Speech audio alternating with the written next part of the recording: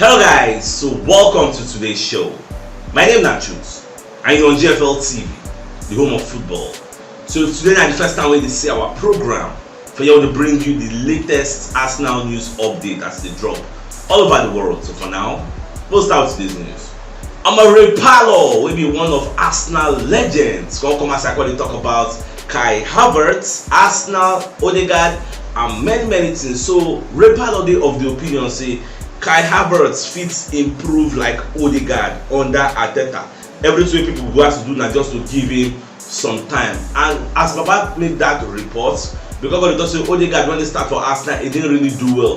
Though he didn't really give us the statistics. After I hear what he talk, I can't enter my research mode. Because say this way about the talk now true. Me I know say Odegaard when he enter Arsenal, he no do well in the beginning, but I don't really get the numbers. I can't go do the research. And lo and behold, do you know what I found? In the first season, where Odegaard first entered Arsenal, where he played 14 games, Odegaard scored 1 goal and 2 assists. In the second season, where Odegaard played for Arsenal, Odegaard scored 7 goals and 4 assists. In the third season, Nadia Nkongbera scored 15 goals and make 7 assists. Now, for all the people who they judge Kai Havertz after 2 games, what is your assessment of a creative midfielder of Arsenal in number 10 that played 14 games and scored just 1 goal and 2 assists? Is that a pass or a failure in your own assessment, or you are making an assessor? Why we not throw away Odegaard that year? Why we not condemn him? Why Arteta? Because that was a loan. It was actually a trial. You brought somebody to do a trial and the person came after 14 games, the person scored 1 goal and made 2 assists. And Arsenal still going to the man and say, give us this player. We can see something in his future. We can see the potential. Give us this player. Even in the second season, this same player did not even do magic. You get? He did well, but how many goals? How many assists he scored? You get? Now the third season, he come better. These are the things we are talking about. Let Kai Havertz breathe. Let him breathe. Free him. This guy needs a little time. He don't play 2 games. When I leave him, make him play for an extended period. And another mistake I think some people they make is say, I think a lot of people are judging Kai Havertz as a striker. If you are judging him as a midfielder, you go see say in the try, because he's doing the job the manager asked him to do. We are not there with them in the dressing room. This boy, according to the statistics where they're out there, first game he bossed the midfield, he won all the area duels. And a lot of people say, go to the area duel, one chop, the area duel bring. Do you know what it means? There are so many long balls where the opposition goalkeeper they throw into the midfielder. Who are the first people that attacks these long balls? It is Odegaard, it is Kai Havertz and Declan Rice or Partey, whoever is in midfield. They are in charge of fighting and attacking the area duels first, so that they will knock them down to their own players. That is why they talk about first ball and second ball. That first ball, people like Kai Havertz even jump, you know if he not ball come off on your head, because he's arguably as tall as Saliba and he has a very great jump power. You get? So that is why in the win all in area duels. That is why for the match they play against Crystal Palace after the red card, even though he was tired, Arteta left him there, to win area duels. It's his job. You get? So that is why, as my own say, we are not saying he's a masterclass. We are not saying he's the best player on the pitch, but give him time. See, I'm not gonna lie for you. I will take Odegaard starting every time, as long as I say in start and we win. This as Odegaard Havertz. As long as I say start and we are always winning, I will take him any day, anytime, as long as I say we win. So this argument why they bring that to just bring una mind down. You get? When I give this guy chance. Look at our Odegaard we are celebrating today. We are celebrating him. Check how he started. 14 games, 1 goal, 2 assists. Is that a pass or a failure? You get? By some people's standard, we are not even supposed to bring Odegaard back. But look at Odegaard today, after 3 years or thereabouts. So it is what it is. Now away from that, so from night before I had sleep, I just somebody called me, say, Sachuk, you don't hear the update when this up. I said, I never hear my Baba logo. It's all Fabrizio don't knock, here we go. I say, sure. I look at my phone, I make a check out. Lo and behold, for that Balogun to AS Monaco, here we go, 40 million euros plus add-ons. Now, when you hear say sell on, Arsenal even add sell on clause. Say, okay, in the future, if this Monaco won't sell this player, we will get a percentage, but I don't know how many percent, maybe like 10%. I don't know how many percent they'll put, but it is what it is. Now, this also buttresses my point.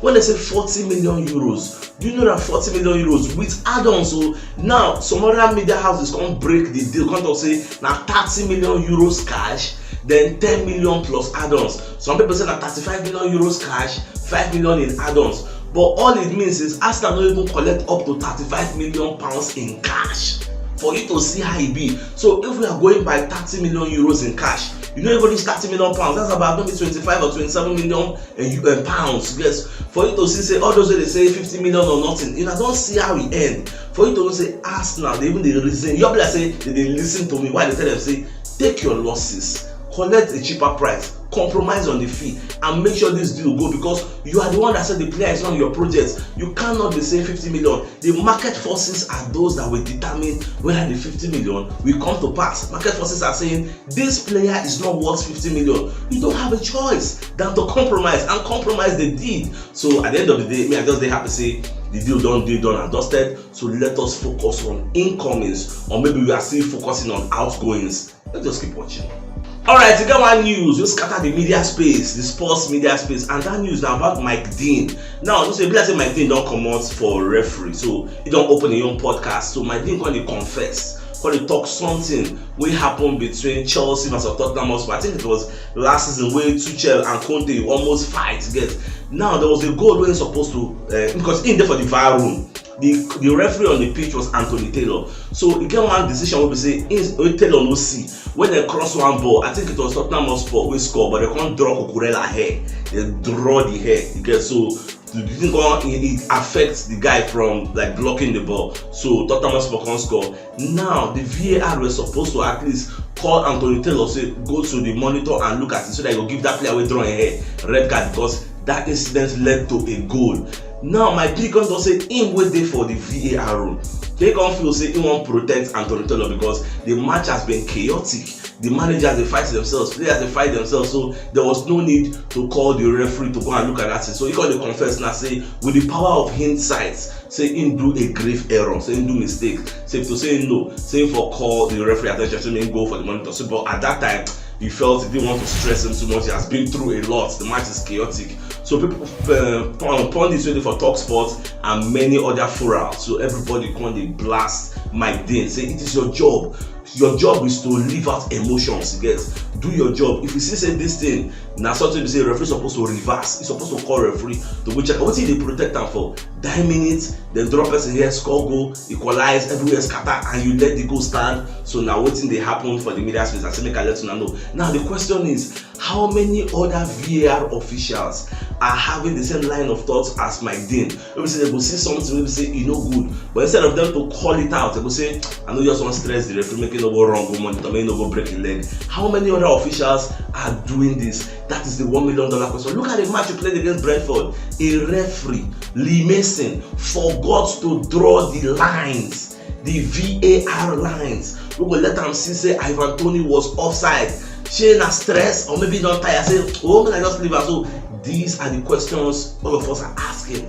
Alright, so Kevin De Bruyne come as I call it out, say for him or for like the environment where you don't play toughest games for EPL, you can mention St. James Park, you can mention Anfield before Arsenal. So that's St. James Park match for them, the always different. That's Man City versus Newcastle, but there say the atmosphere is mad. Get and I said I can say Anfield, Liverpool versus Anfield, whether na Champions League or whether na EPL, especially Champions League on the night game. Say the mad going get. And myself I no go argue because I don't know, don't be like there's this unspoken or unseen rivalry between Man City and Liverpool. Who I don't really understand. You get so it just did there. Anytime they play, everywhere na fire. You get, especially if not for Anfield, na fire. You get so I understand where it's coming from because people want to drag Kevin De Bruyne say Arsenal have a very good atmosphere, it's electrifying, this and that. But I understand where it's coming from. No go lie.